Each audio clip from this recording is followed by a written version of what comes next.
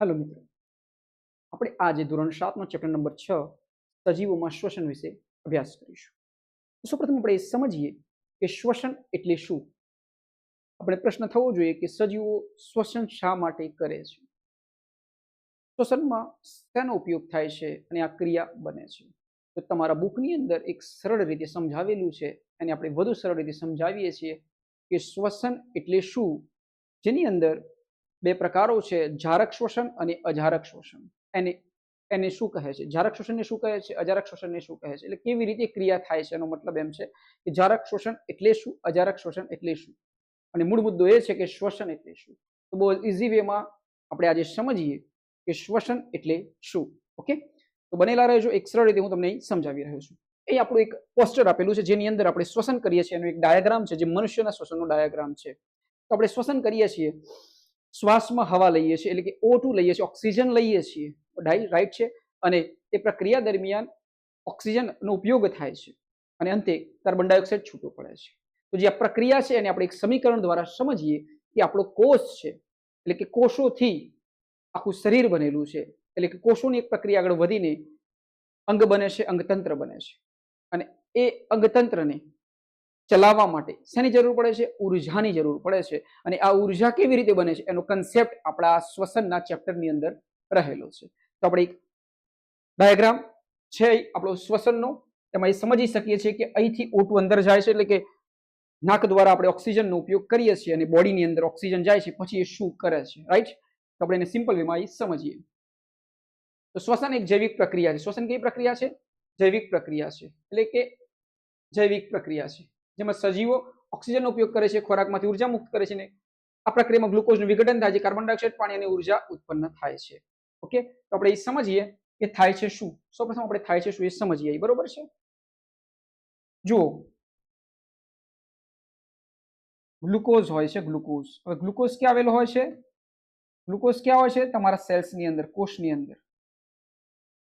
હવે આ ગ્લુકોઝ છે, તો ગ્લુકોઝ સાથે શું જોડાશે, O2 એટલે ઓક્સિજન જોડાશે, હવા દ્વારા આવશે. પછી શું થશે, ઓક્સિજનની હાજરીમાં ગ્લુકોઝનું વિઘટન થશે અને શું બનશે, CO2 પ્લસ પાણી પ્લસ ઉર્જા એટલે કે શક્તિ. હવે સમજાયું શ્વસન કેમ જરૂરી છે. કે તમારા સેલ્સની અંદર જે ગ્લુકોઝ જમા છે એ ગ્લુકોઝની સાથે ઓક્સિજન જોડાય છે, ઓક્સિજન જોડાય છે અને પછી શું બને છે, CO2 કાર્બન ડાયોક્સાઇડ બને છે, પાણી બને છે, ઉર્જા એટલે શક્તિ બને છે. આ જે શક્તિ છે, ઉર્જા, ATP, એનો ઉપયોગ કરશે કોણ, આપણું શરીર ઉપયોગ કરશે અને અલગ અલગ તંત્રને ચલાવશે, જેમ કે ઉત્સર્જન માટે, પરિવહન માટે, પ્રજનન માટે. હવે સમજાયું કે શ્વસન કેમ જરૂરી છે. શ્વસન એટલા માટે જરૂરી છે કે ઓક્સિજનની જરૂર છે.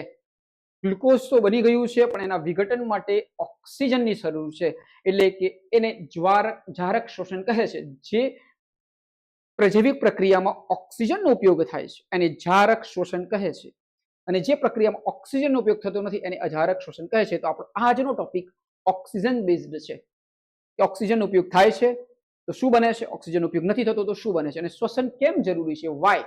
તમારા બુકની અંદર પ્રથમ જ ટોપિક છે કે વાય ડુ વી રેસ્પાયર. આપણે શ્વસન શા માટે કરીએ છીએ. તો શ્વસન શા માટે કરીએ છીએ, કારણ કે આપણા કોષની ઉર્જાની જરૂર છે, અને ઉર્જાની જરૂર છે તો ઉર્જા એમને એમ તો મળે એવી નથી. તો શું છે, આપણી બોડીની અંદર ગ્લુકોઝ છે, તો ગ્લુકોઝનું વિઘટન કરવું જરૂરી છે. અને ગ્લુકોઝનું વિઘટન ત્યારે જ થાય કે જ્યારે આપણી બોડીમાં ઓક્સિજન આવે. ઓક્સિજન જ્યારે એન્ટર થાય છે, આપણી બોડીમાં ઓક્સિજન એન્ટર થાય છે, પછીનું એક વિઘટનની એક પ્રોસેસ થાય છે જેને આપણે કહીએ છીએ CO2 પ્લસ પાણી પ્લસ ઉર્જા, ATP બને છે. અને આ ATP નો ઉપયોગ આપણે શ્વસન ક્રિયાની સાથે સાથે આપણે આખી બોડી પરિવહનમાં, ઉત્સર્જનમાં અને પ્રજનનમાં ઉપયોગ કરે છે. કઈ, આપણી શક્તિનો. તો શક્તિ બનાવવા માટે, ATP બનાવવા માટે આપણે શ્વસનની જરૂર પડે છે. સમજાઈ ગયો પહેલો જ ટોપિક, વાય ડુ રેસ્પાયર. શ્વસન શા માટે જરૂરી છે, ઓક્સિજન આવશે તો જ આ ઉર્જા બને છે. શ્વસન દરમિયાન કયા વાયુનો ઉપયોગ થાય છે, તો શું કીધું, શ્વસન દરમિયાન તો ભાઈ એક ફેવરાઇટ છે આપણો ઓક્સિજન, O2 ની જરૂર પડે છે, યાદ રહી ગયું. અને આ વિઘટનથી શું છૂટો પડે છે, CO2 છૂટો પડે છે. તો આપણે ભણ્યા છે કે O2 આપણે લઈએ છીએ ને CO2 આપણે બહાર નીકળે છે. શ્વસન પ્રક્રિયાના મુખ્ય ઉત્પાદન શું છે, તો કાર્બન ડાયોક્સાઇડ છે, પાણી છે, ઉર્જા છે. ઓપ્શન જોઈ લેવાના, શું ઓપ્શન છે જોઈ શકીએ છીએ આપણે. ઉર્જા, મુખ્ય ઉત્પાદન તો આપણે ATP છે, ઉર્જા છે. તો આ એક ઉર્જા ઉત્પન્ન થાય છે. તો મેઇન કન્સેપ્ટ છે શ્વસનનો. પરિચયમાં આપણે યાદ રાખવાનું કે શ્વસનની જે પ્રક્રિયા છે એમાં ઉર્જાનું મહત્વ છે, એટીપી ઉર્જા, કન્સેપ્ટ ટુ ઉર્જા, સમજાઈ ગઈ વાત? ઉર્જા શક્તિ માટે આ બધું થાય છે. તો હા, તો પહેલો જ ટોપિક, શા માટે આપણે શ્વસન કરીએ છીએ. હવે આપણે આગળ વધીએ છીએ. આ O2 ની હાજરીમાં આપણે શું કરીએ છીએ? જારક શ્વસન કરીએ છીએ. તો આપણો આગળનો ટોપિક એ સમજીશું કે જારક શ્વસન એટલે શું, અને જારક શ્વસનની પ્રોસેસ દરમિયાન કઈ નિપજ બને છે, રાઈટ? પછી અજારક શ્વસન સમજીશું. જોઈ લો તમે, આ ગ્લુકોઝ પ્લસ O2 CO2 પાણી પ્લસ ઉર્જા, આવડવું હોવું જોઈએ તમને કે શા માટે આપણે શ્વસન કરીએ છીએ, શ્વસનમાં શું વપરાય છે, કયો વાયુ વપરાય છે? ઓક્સિજન વપરાય છે. નેક્સ્ટ, શ્વસનનો પરિચય. શ્વસન એક જૈવિક પ્રક્રિયા છે જેમાં સજીવો ઓક્સિજનનો ઉપયોગ કરે છે, O2 નો ઉપયોગ કરે છે, ખોરાકમાંથી એટલે કે ગ્લુકોઝમાંથી ઉર્જા મુક્ત કરે છે. આ પ્રક્રિયા ગ્લુકોઝનું વિઘટન કરે છે, કાર્બન ડાયોક્સાઇડ બને છે, પાણી બને છે અને O2 બને છે. તે દરેક સજીવના અસ્તિત્વ માટે ખૂબ જ આવશ્યક પ્રક્રિયા છે. આપણે એનો ક્વેશ્ચન સિરીઝ જોઈ શકીએ છીએ. ક્વેશ્ચન સિરીઝ આપણે જોઈ શકીએ છીએ. આપણે એની ક્વેશ્ચન સિરીઝ જોઈ શકીએ છીએ. શ્વસન દરમિયાન કયા વાયુનો ઉપયોગ થાય છે? શ્વસન દરમિયાન કીધું છે તો O2 શોધો ભાઈ, O2 મળી ગયો. શ્વસન પ્રક્રિયાનું મુખ્ય ઉત્પાદન શું છે? તો ઉર્જા છે ભાઈ. આ કન્સેપ્ટ ક્લિયર? હવે આપણે નેક્સ્ટ કન્સેપ્ટ તરફ જઈએ,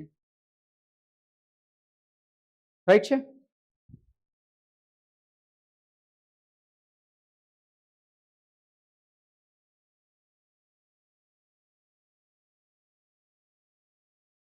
ચલો આપણે હવે જઈએ જારક શ્વસન. મેં તમને કીધું કે જે શ્વસનમાં ઓક્સિજનની જરૂર પડે, એને જારક શ્વસન કહે છે. જે શ્વસનમાં ઓક્સિજનની જરૂર નથી પડતી એને અજારક શ્વસન કહે છે.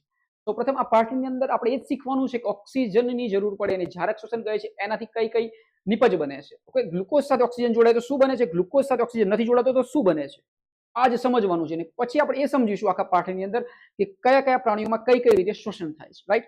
આપણે સમજીએ જારક શ્વસન. તો જારક શ્વસન એક એવી પ્રક્રિયા છે જેમાં ઓક્સિજનની હાજરીની જરૂર પડે છે O2 શું હોય છે? હાજર હોય છે. આ પ્રક્રિયામાં ગ્લુકોઝનું સંપૂર્ણ દહન થઈને વધુ માત્રામાં ઉર્જા ઉત્પન્ન થાય છે. ગ્લુકોઝનું સંપૂર્ણ દહન થાય તો શું થાય? ઉર્જા વધારે બને છે. આપણે આગળ સમજાવ્યું કે આખો કન્સેપ્ટ જ ઉર્જા પર છે કે O2 નો ઉપયોગ કરીને આપણે શું બનાવવાનું છે? ઉર્જા બનાવવાની છે. તો આપણે શું કરશું કે O2 નો સૌથી વધારે ઉપયોગ કરશું, શું બનશે? ઉર્જા વધારે બનશે. અને ગ્લુકોઝ ક્યાં હોય? તો સેલ્સની અંદર હોય છે આપણું ગ્લુકોઝ. તો જારક શ્વસન માટે શેની જરૂર હોય છે ભાઈ? શેની જરૂર હોય ભાઈ? ઓક્સિજનની જરૂર હોય, ઓક્સિજનની. અજારક શ્વસનમાં કયો શ્વસન ક્યાં જોવા મળે છે? તો અજારક શ્વસન ક્યાં જોવા મળે છે એ સમજી લઈએ. માત્ર વનસ્પતિમાં, માત્ર બેક્ટેરિયા, મનુષ્ય અને મોટાભાગના પ્રાણીઓમાં કે માત્ર નિર્જીવ પદાર્થોમાં? તો જુઓ, સમજો, જારક અને અજારક શ્વસનની વાત છે. આપણે એ સમજવાનું છે કે મનુષ્ય અને અન્ય પ્રાણીઓમાં પણ સામાન્ય રીતે જારક શ્વસન જોવા મળે છે. આપણે પ્રશ્ન પૂછ્યો છે જારક શ્વસન ક્યાં જોવા મળે છે? તો મનુષ્યમાં તો જોવા મળે જ છે, અન્ય પ્રાણીઓમાં પણ સામાન્ય રીતે જારક શ્વસન જોવા મળે છે. જેમાં ઓક્સિજનનો ઉપયોગ થાય છે એમાં જારક શ્વસન જોવા મળે છે. તો મનુષ્યમાં તો થાય જ છે જારક શ્વસન, પણ કેટલાક એવા પ્રાણીઓ છે જેની અંદર બી જારક શ્વસન થાય છે. નેક્સ્ટ સમજી લઈએ આપણે જારક શ્વસન. તમારે શું યાદ રાખવાનું છે? માત્ર ને માત્ર આ કન્સેપ્ટને યાદ રાખવાનું છે. માની લો એક ગ્લુકોઝ છે. ગ્લુકોઝ શું છે?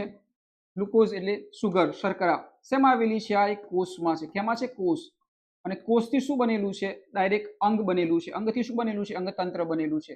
અંગતંત્ર. અને અંગતંત્રથી શું બનેલી છે? એક માનવ શરીર બનેલું છે. માનવ શરીર બનેલું છે. તો આ માનવ શરીરને હલનચલન કરવા માટે અંદર આપણી બોડીમાં કેટલી પ્રક્રિયાઓ થાય છે? પાચન કરવા માટે, પરિવહન, અંદર જે આપણા જે અંદર એલિમેન્ટ્સ છે અને આ બધી વસ્તુ કરવા માટે, ઉત્સર્જન કરવા માટે, પ્રજનન કરવા માટે, આ બોડીને આટલા બધા કાર્યો કરવા માટે શેની જરૂર પડે છે ભાઈ? તો ઉર્જાની જરૂર પડે છે. પણ ઉર્જા તો છે નહીં. ઉર્જા માટે આ જારક શ્વસન થાય છે. કયા બેઝ પર થાય છે? કોષીય સ્તરે થાય છે. તો ગ્લુકોઝ સાથે શું જોડાય છે ભાઈ? આપણો O2 જોડાય છે. હવામાંથી ઓક્સિજન જોડાય છે. શું જોડાય છે? O2 જોડાય છે. અને આ O2 ની સાથેની પ્રક્રિયા કરીને શું બનાવે છે ભાઈ? O2 સાથે પ્રક્રિયા કરીને આપણે એ સમજવાનું કે CO2 બને છે પ્લસ પાણી બને છે. અને આપણી જે મેઇન નિપજ છે ઉર્જા, તો આપણી મેઇન નિપજ છે ઉર્જા એટલે કે એટીપી, આ ઉત્પન્ન થાય છે. આ કન્સેપ્ટ છે કે જારક શ્વસનમાં મહત્વની નિપજ ઉર્જા છે. તો આખો ટોપિક પૂરો. જારક શ્વસન ક્લિયર કટ. સમજાઈ ગઈ વાત? આપણે એટલું જ યાદ રાખવાનું છે કે જારક શ્વસનમાં ઓક્સિજન વપરાય છે. પણ ભાઈ ઓક્સિજન વપરાય પછી શું થાય છે? તો આપણો મેઇન કન્સેપ્ટ હતો કે આપણે ઉર્જા જોઈતી હતી આપણી બોડીને. તો ઉર્જા લેવા માટે ઓક્સિજનનો કન્સેપ્ટ આવે છે, ઓક્સિજનનો યુઝ થાય છે, આપણી બોડી કરે છે, અને પરંતુ પછી એક નિપજ તરીકે, નિપજ એટલે આ સાઈડ જે પદાર્થો બને એને નિપજ કહેવાય, તો નિપજ તરીકે શું બને છે? ઓક્સિજન ગ્લુકોઝ સાથે જોડાય છે, પછી CO2 બને છે, પાણી બને છે, અને ઉર્જા બને છે. અને આ ઉર્જાનો ઉપયોગ આ જરાક શોષણમાં આપણે શું કરે છે? જરાક શોષણના મનુષ્યો ઉપયોગ કરે છે, કારણ કે મનુષ્ય શું છે? જરાક શોષણ, અને કેટલાક પ્રાણીઓ આ જરાક શોષણનો ઉપયોગ કરે છે. આખો કન્સેપ્ટ અહીં પૂરો થાય છે. તમને કોઈ પૂછે જરાક શોષણ એટલે શું, તો આવડતું હોવું જોઈએ. ઓક્સિજનની હાજરી હોય ભાઈ, અને જમણી બાજુ નિપજ તરીકે શું હોય? કાર્બન ડાયોક્સાઇડ, પાણી અને ઉર્જા હોય. એ ઉર્જાનો ઉપયોગ આપણી બોડી કરે છે. That is clear cut. Okay, જરાક શોષણ. નેક્સ્ટ, અજારક શોષણ. અજારક શોષણમાં ઓક્સિજનની શું હોય? ગેરહાજરી હોય. વાર્તા પૂરી ભાઈ. આ ટોપિકનો શબ્દ આવવો જોઈએ કે અજારક શોષણમાં ઓક્સિજનની હાજરી ન હોય, ગેરહાજરી હોય. આમાં ગ્લુકોઝનું અપૂર્ણ વિઘટન થાય છે. પેલામાં શું હોય? સંપૂર્ણ હોય, કારણ કે આપણે ઓક્સિજનની હાજરી હોય તો શું થાય? સંપૂર્ણ દહન, સંપૂર્ણ થાય. આમાં શું થાય? અપૂર્ણ હોય. અપૂર્ણ હોય એટલે શું થાય? વિઘટન કેટલું ઓછું હોય. હા, ઓક્સિજનની ગેરહાજરી હોય એટલે ગ્લુકોઝનું શું થાય? અપૂર્ણ વિઘટન થાય છે. આ આલ્કોહોલ કે લેક્ટિક એસિડ જેવા પદાર્થો બનાવે છે, તેને ઈસ્ટ કે કેટલાક બેક્ટેરિયામાં જોવા મળે છે. આપણે વાત કરી કેટલાક પ્રાણીઓમાં જરાક શોષણ થતું, તો આપણે હવે એ જાણી લઈએ અજારક શોષણ થાય છે એ કયા કયા પ્રાણીઓમાં થાય છે. તો એનો કન્સેપ્ટ બી આપણે જોઈ લઈએ છીએ. અજારક શોષણ કઈ સ્થિતિમાં થાય છે? ઓક્સિજનની ગેરહાજરીમાં. અજારક શોષણનું ઉદાહરણ કયું છે? ઓપ્શન ઈસ્ટ અથવા આથવણ. ઓકે, ઈસ્ટ અથવા આથવણ. ઈસ્ટ નામની વિશે સમજ્યું છે ને? ઈસ્ટ, તેમાં અજારક શોષણ થાય છે, એમાં ઓક્સિજન ઉપયોગ થતો નથી આથવણ લાવવામાં. હવે એને કન્સેપ્ટ વાઇઝ સમજી લઈએ. જે રીતે ત્યાં સમજાતા એ જ રીતે.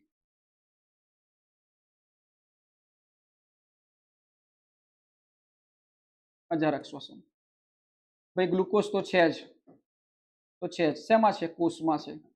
કોષ છે એટલે શું છે? આપણું માનવ શરીર છે એમ સમજી લો, બરોબર, અથવા કોઈ પ્રાણીનું શરીર છે.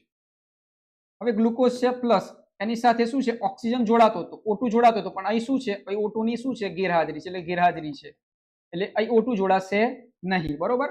હવે O2 નથી જોડાતો, O2 નથી જોડાતો, ગેરહાજર છે, એટલે કે ગ્લુકોઝમાં O2 નથી જોડાતો, તો શું થાય છે? અહીં શું બને છે? આલ્કોહોલ બને છે. અહીં શું બને છે? આલ્કોહોલ બને છે, લેક્ટિક એસિડ બને છે, એસિડ બને છે, પ્લસ પાણી બને છે, રાઈટ? પ્લસ પાણી બને છે. આખો જે કન્સેપ્ટ હતો એ હતો ગ્લુકોઝની ગેરહાજરીમાં શું બને છે? તો ગ્લુકોઝની ગેરહાજરીમાં શું બને છે? આલ્કોહોલ બને છે, પાણી બને છે, અને CO2 મળે છે. સમજાય છે વસ્તુ?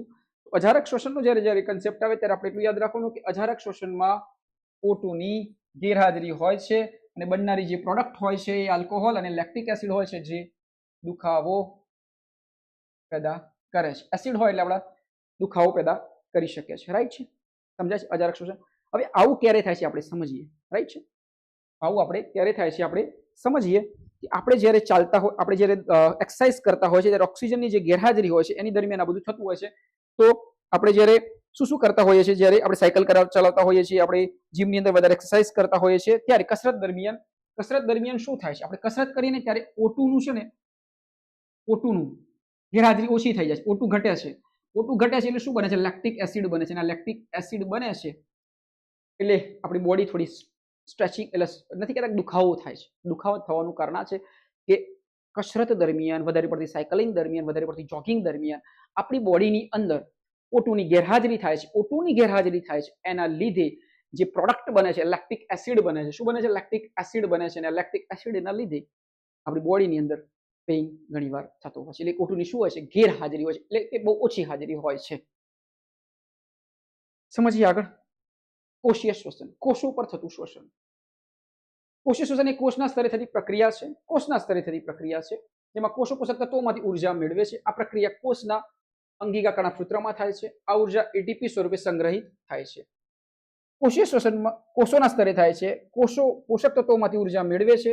આ પ્રક્રિયા કોષના અંગિકા કણાભસૂત્રમાં થાય છે. પ્રશ્ન પૂછાય કે શોષણ ક્યાં થાય છે? કોષીય શોષણ તો કણાભસૂત્રમાં થાય છે, અને આ ઉર્જા એટીપી સ્વરૂપે સંગ્રહિત થાય છે. જે ઉર્જા બને છે એ એટીપી સ્વરૂપે સંગ્રહિત થાય છે. કોષીય શોષણ કઈ અંગિકાઓમાં થાય છે? તો કણાભસૂત્રમાં થાય છે, એટલે ઉર્જાનું ઘર કહે છે. કોષીય શોષણમાં ઉર્જા કયા સ્વરૂપે સંગ્રહિત થાય છે? તો એટીપી સ્વરૂપે. એટલે જ મેં શરૂઆતમાં સમજાવ્યું, ઉર્જા શબ્દ આવે તો સંગ્રહાય છે એટીપી સ્વરૂપે, એડિનો ટ્રાઇફોસ્ફેટ. એટલા માટે આપણે એને એટીપી કહીએ છીએ. ઉર્જા જ છે પણ એ એટીપી સ્વરૂપે સંગ્રહાય છે. ક્યાં સંગ્રહાય છે? કણાભસૂત્રમાં સંગ્રહાય છે, એટલે કે જમા થાય છે. હવે સમજીએ શ્વસન શબ્દ અને દહન શબ્દ. ઘણીવાર આપણે બોલીએ છીએ શ્વસન અને દહન, શું ફરક છે? સ્લાઇડ સમજી લઈએ. શ્વસન એ દહન બંનેમાં ઓક્સિજન તો વપરાય જ છે. એક કન્સેપ્ટ ક્લિયર કે શ્વસન કહો કે દહન કહો એમાં ઓક્સિજનની હાજરી તો જરૂર પડે જ છે. અને ગરમી કે ઉર્જા ઉત્પન્ન થાય છે. જો કે દહન એ ઝડપી પ્રક્રિયા છે અને નિયંત્રિત પ્રક્રિયા છે. આ જ મેઇન ટોપિક છે કે દહન અનિયંત્રિત છે, શ્વસન એ નિયંત્રિત પ્રક્રિયા છે, ધીમી અને નિયંત્રિત પ્રક્રિયા છે. એટલે કે હવે દહન થાય, આપણે કહેતા દહન થયું, સળગ્યું, દહન થાય છે, બધું સળગે છે, એ અનિયંત્રિત પ્રક્રિયા છે, એની કંટ્રોલ નથી કરી શકાતી. પણ શ્વસનની કંટ્રોલેબલ પ્રક્રિયા છે. શ્વસન એ ધીમી અને ઉત્સેચકો દ્વારા થતી નિયંત્રિત જૈવિક પ્રક્રિયા છે. તો યાદ રાખવાનું, શ્વસન કે તો ધીમી શબ્દ મેઇન છે અને નિયંત્રિત પ્રક્રિયા મેઇન છે. દહન કે તો અનિયંત્રિત શબ્દ આવે. કઈ આવે? અનિયંત્રિત, એટલે કે તમે નિયંત્રિત કરી શકતા નથી. તો આ બેનો કન્સેપ્ટ છે. આ બંને પ્રક્રિયામાં ઉર્જા તો મુક્ત થાય છે, રાઈટ. દહન અને શ્વસન જે મુખ્ય તફાવત શું છે? શ્વસન એક જૈવિક પ્રક્રિયા છે, દહન એ નિયંત્રિત પ્રક્રિયા છે. દહન અને શ્વસન બંને એક જ છે. શ્વસનમાં ઉર્જા ઉત્પન્ન થતી નથી, શ્વસનમાં એક જૈવિક પ્રક્રિયા છે, દહન નિયંત્રિત છે. તો આ શું છે? આ ખોટું. દહન નિયંત્રિત ને શ્વસન એક જૈવિક પ્રક્રિયા છે, સાચું. બંને એક જ છે, ખોટું. શ્વસનમાં ઉર્જા ઉત્પન્ન થતી નથી, આ બી ખોટું. ઉર્જા બધામાં ઉત્પન્ન થાય છે, બંને જૈવિક પ્રક્રિયાઓ છે. આ એક કોમન વસ્તુ છે. શ્વસન પ્રક્રિયા કેવી રીતે થાય છે? તો શ્વસનની પ્રક્રિયા કીધી છે, બરોબર. શ્વસન કીધું છે, દહન નથી કીધું. ઉત્સેચકો દ્વારા નિયંત્રિત પ્રક્રિયા છે. શ્વસન કેવી પ્રક્રિયા છે? ઉત્સેચકો દ્વારા નિયંત્રિત પ્રક્રિયા છે. દહન ઉત્સેચકો દ્વારા નિયંત્રિત પ્રક્રિયા નથી, એટલે કે અનિયંત્રિત પ્રક્રિયા છે. તો આ તો કન્સેપ્ટ.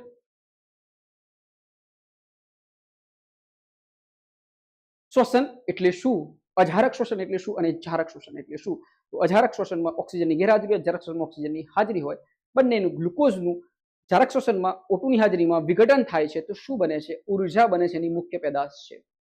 અજારક શ્વસનમાં આલ્કોહોલ અને લેક્ટિક એસિડ બને છે. તમે આશા રાખીએ છીએ કે અમે અહીંથી તમને જે સમજાવ્યું છે, જે ડિલિવર્ડ કર્યું છે, તમે સમજી શક્યા હશો અને આ વિડીયોને વારે ઘડીએ રિપીટ કરી શકો છો અને એના કન્સેપ્ટને સમજી શકો. ત્યારબાદ તમે તમારા ક્વેશ્ચનને સોર્ટ આઉટ કરી શકો છો.